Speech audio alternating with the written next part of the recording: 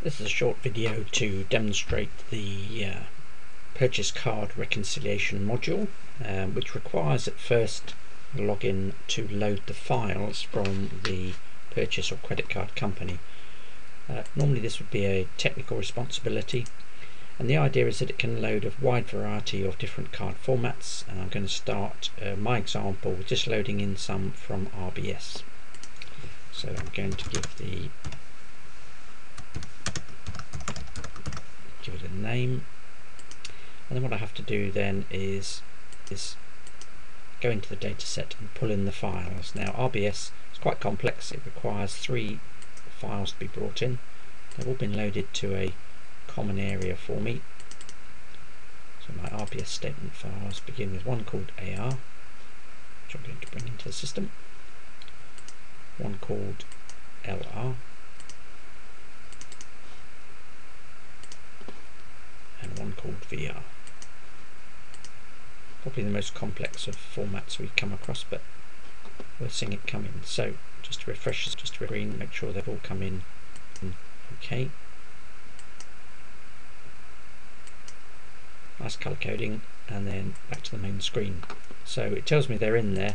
What I now need to do is convert those across to the appropriate format in our system. So it's going to be transform RBS purchase cards, and I'm going to hit the output data set, so it's going to load that data in as a number of cards into the system. So again, it's processing, and I can refresh to see the outcome. I'm looking for one that says output OK.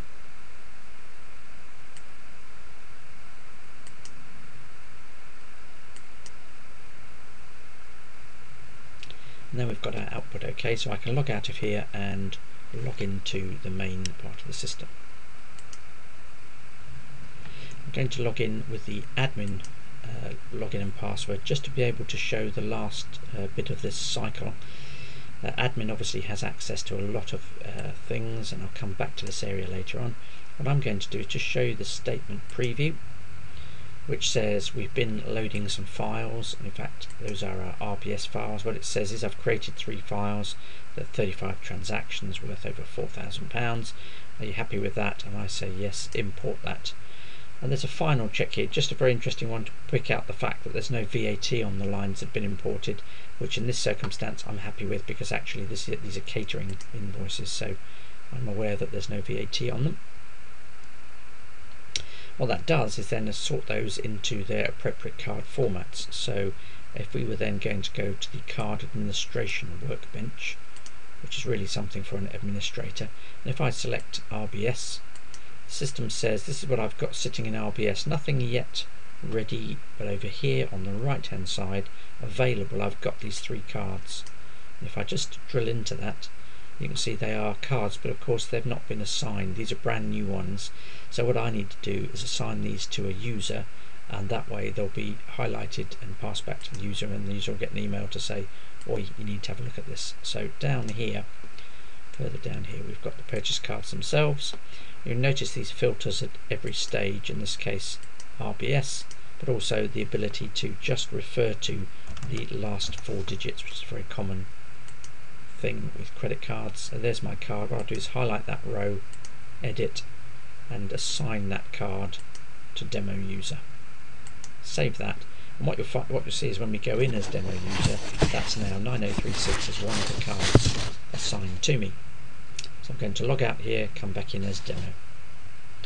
And coming back in as demo, interestingly, a very restricted set of choices. Really, it's about owning a card and reconciling a card. And you can see that the card we imported is also included on this list. I've deliberately put several cards in just to be able to illustrate some of the situations. I'm going to start with this one here, and what we're going to do is card logging. So card logging is the situation where we can tell the system what we've spent, irrespective of whether or not statements have come in. What you can see down here is that there's a gross value for the card, and there's a gross value of the statement, and at the moment the two aren't in agreement because I've not yet logged my final expense. So if I go in here for that card and tell it what else I've been spending my money on, I can create an extra line on the card log. So there are 3 lines on there at the moment. I've actually spent money on another rail ticket and I need to fill that in, so I'll just click on the field, and in this example, because I've actually got some information, my cards are based on 2010, I'm going to type it in. In here I've got a range of predefined expense categories, and I know that I've got a ticket here, a receipt in my hand for £81, and it is also for First Great Western, and it's for a ticket to Brighton. It is 0 rated, and that's the line done. If I save that line, what you'll see is a 4th line then appearing. Now, against each of these lines, the system is also applying some intelligence and some coding information. So if I just click on the line there, you can see down below, if I just take that off there, down below we've got that 329, we've got the First Great Western, and we've got some coding information. And here you can see it's got an expenses code for travel. So there's a link between what we spend the money on and the travel. What you'll also see is there's a link between this expense category and the categories, the codes, the commodity codes that are used by the card companies, and we can map them to make this a very efficient process. So we've saved that line. What we're going to do also, just look at some of the items in here. So for example here, if I go to the coding option, it opens up another window, and this one allows us to do things like split the line. Interestingly, a lot of people do that. They'll have an expense which they'll then put over several different cost codes. You can do lookups here with the codes, and I'll show you some lookups later on. As well as that, you will have seen over on the right hand side there are a couple of other features, one being notes. And this notes feature allows some standard descriptions. So I've got one here just saying expense description, but of course you can have other things. So you could say I'm labelling it because it's wrong, or I need some assistance. But in this example here, I've got a little note, and again, typical of all of our product, if we then save that note and come out, you'll see the little red tick, and against that also next to it is one for attachment. So if we just go into that, we just go into that one, click on the icon. In this example there, it knows the claim, it's given the claim a reference number there. What we need to do is tell it what else we're going to put against it. So we're going to create a new attachment, and if I use the browse function here, I do have on my C drive a set of paper clips, and what I'll do is I'll put a product data sheet in there, and I'll upload that. That's actually a PDF document. What you'll see now against the claim item is a little indent, which if I open that up, it knows what I've put against it. Over here amongst the icons, we've also got a review function, which is really nice because it allows us to see it in the same window. So any of these attachments, you could be whisking through them and just pulling them to screen without really in effect opening them and having to print them or anything, just reviewing them in here. So very nice feature. And as we exit there, you can see the red tick against the paperclip. What we'll do now is see this all the way through by going to the reconciliation workbench. So there wouldn't have been anything previously. There's now an item, and you can see that we've completed it because it's in agreement with the statement. So we're pretty much on the way. One reason that people like this screen is that you can review and drill into the details here and then carry on submitting detail. So if you had a missing item, you could look at the statement and then come here to add that item in, and we'll do some of that in a short while. What we'll do first of all is just do the reconciliation of this first card. So highlighting the line, reconcile, and what that does is lay the information out as a split screen. On the top here we've got the statement transactions. Just to show you underneath here, there's a little tick there to say the coding itself is valid, so that's been done automatically. Down here we've got the card logs, and at this level you can see an extra bit of detail underneath each line. Now also you can move around these screens, so the easiest way for me to really reconcile is to line up like that and say, look, are they the same suppliers and money? There's First Great Western, and here are my amounts all in agreement. So very easy to do. There is an auto reconcile function. That one really is best used on a single line that's in agreement. Where you've got multiple lines like this, it's no problem just to hit the reconcile button and it will do all 4 lines. And you'll see over here the status change to say reconciled. What we'll also do is highlight it and send it for approval. and that's gone off. One of the things, just before you go any further and look at those other cards, all of that process is connected to our email, and if we wanted to, we could be tracking alerts arriving. For example, if I just refresh alerts coming in here, these three here are telling the end users that they've got a card that requires completion. So this was the one that said, oh, you've got that card 0309 to deal with. Now we've sent it off for approval. Here's an approver saying a statement is awaiting approval. So at each stage we can have email alerts going forward to the users. Just to go back into that process then, we said at the reconciliation workbench we could have a card that's not yet complete. We could have logged it in card logging, but we could be a little bit lazy and see it here, and there can be some advantages for users seeing it here. So for example, I've got a difference between these two. I've logged £14 so far, but I've got a difference. I wonder what it is that's missing. Well, it could be I go in here and have a quick look at, for example, what the expenditure says, and in some cases some of the details behind that expenditure. So it looks like I'm missing my bookshop. So what I can then do is say, show me the card log, and I'll just fill in the one that was missing, which was my signature books. So if I just fill in the details here, I've got books and magazines, and the amount of it, again pulling out my receipt, hopefully £24.99. And it could be the supplier is in here, but just these are my favourite suppliers. I can always do a lookup here. So if I just do a lookup and say I'm looking for signature, I can do an S, and that's my wild card percentage. Show me all of the S accounts. Have a look down here, there's signature books, select supplier and close. So I've pulled it in. I could make that a favourite as well if I'm going to be buying from them regularly, but it is a quick way of getting into the lookups from OpenAccounts. And this could be a design book which I require for my job.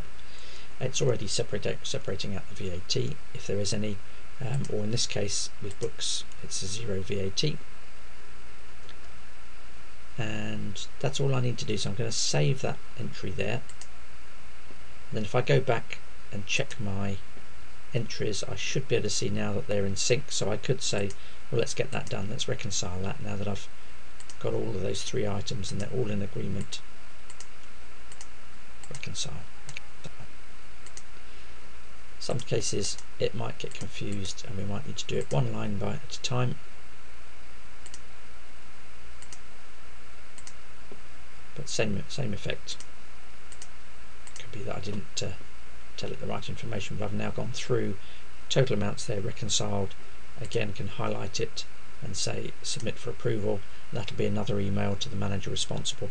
Again, in the background we'll have a quick look, but there's a huge array of options for approvals structures. And the last one here, another card, just to illustrate again, going in and filling in some details. This one's a Barclay card. Again, Barclay card format 4. We do 3 and 4. 4 is the current one, but we sometimes still see people entering using 3. And I'm going to enter in the costs, which I've got for my Barclay card. So I'm going to type in my date.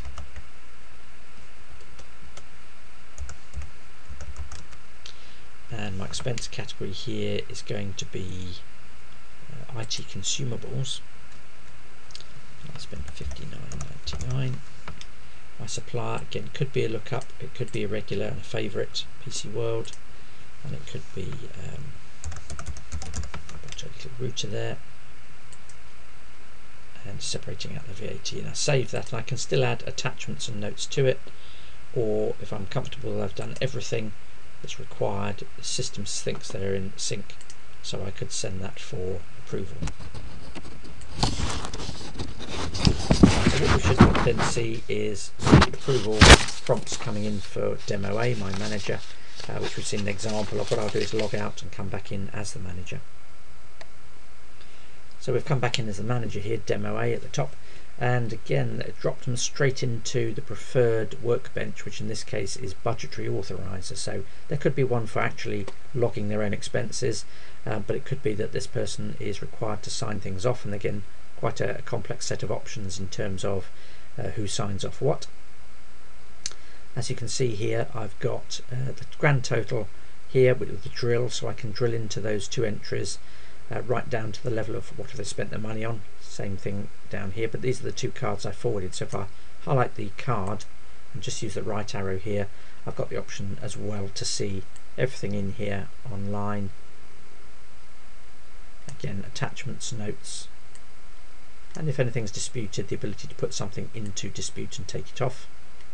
And if I'm happy with everything I see there, I can approve the statement. It could be I could reject it, and we could start another round of conversations about the expenditure they've made. And here's one, a co-op card. Again, take me into the details before I sign it off, and again could reject it. You can look at all of the details underneath. Again, if it goes backwards and forwards, it accumulates a history, and I'll show you the audit trails. If you're happy, then you just approve that statement.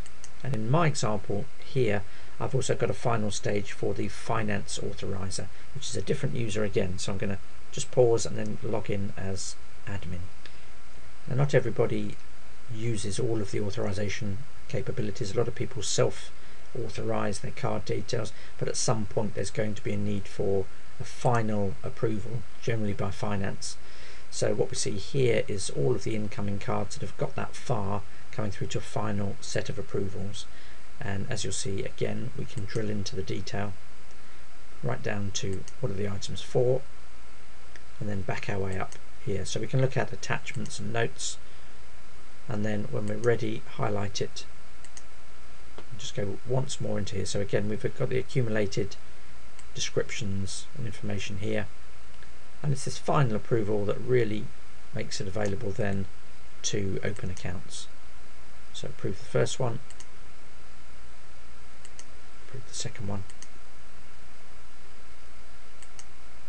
and that now makes that available. So we've actually completed the cycle in two different ways. First one, as a user, just logging. So users say, I'm spending this money, and gradually they log all of the costs, and when the statement comes in, the job's pretty much done. Or you could have someone who just says, I'll have a look at the statements and agree those, or a combination where someone says, I'll log my costs, but I'll go into the statement to make sure the two agree before I send it for approval. And then we've seen it go out for approval and also financial authorization. That last stage really frees it up ready for sending to open accounts, and that's done with the export statements function. And we can export what we call a particular billing cycle, which in effect is tied to a card. So it might say the RBS cards run to the 31st of the month, and you could even pick within it and say take out specific cards and a range of cards of that set of RBS cards, or overall you could say just do all of the ones, doesn't matter which ones they are, export all to open accounts. I was just going to take a minute to show you a couple of other interesting things down here. You'll see a lot of the things we've been talking about. Down here is the maintenance of users. Just highlight a user and just pick out the kind of things that are stored against them. Typically things like email addresses. But we've also got in here items like particular preferences. And then one of the most important things, the roles that the person has. So demo, as you remember, was a card holder. It could be that the more senior people are card holders and approvers. There is a concept of proxy users. You can stand in on behalf of other users, and there's a direct link between a user and card. So you saw me take a card down here and make it link to demo. This is all of the associations with demo. And in terms of approvals, if we just go back up here, you can see there are choices of approvals, different formats. You can group people into things like GL code ranges. You can just say that someone is to be approved within a certain matrix, and it might be a complex one including values and cost centers, or it might just be a simple one where someone is a budget holder and someone is an approver. Other items in here, data mappings is a great way of just having a look at the kind of things we can bring into the system. Typically it would be things like the mapping of commodity codes. So a good example here, if we just list out commodity codes, you'll see common codes used by the credit cards, and if we can find something appropriate, so something like, let's see if we've got something that's stationary, just see if we can find any in there. It's not, let's just do a general list. All I was going to show you was down here against these. If we just do the edit, you'll see there's then a link between the description of the commodity code and then our own expense types. So wherever that commodity code is. There'll be one for stationery. That's where we create the link. So the data that's brought in from the card already gets mapped across, and these mapping codes, there's a whole variety. One of the other ones that's an automatic mapping is if you set up a supplier and they have a VAT code, that VAT code is picked up on the card data and is instantly used to map across to the supplier. So there are lots of ways of linking the two together, pulling in the data and linking it. And there are load programs in here to pull in lists of commodity codes. They don't have to be keyed in, and you can bring in all sorts of other coding into the system from external spreadsheets, etc. And the last bit here was just the audit function, which is very useful because you can look at a specific user and what they've been up to. And in here you've got all of the things that we've just been doing, the programs we've run, things we've been doing, but also the ability to print that off and have an audit log online as well as paper. Hope that's been useful. A quick overview of PCR. Thanks for your time.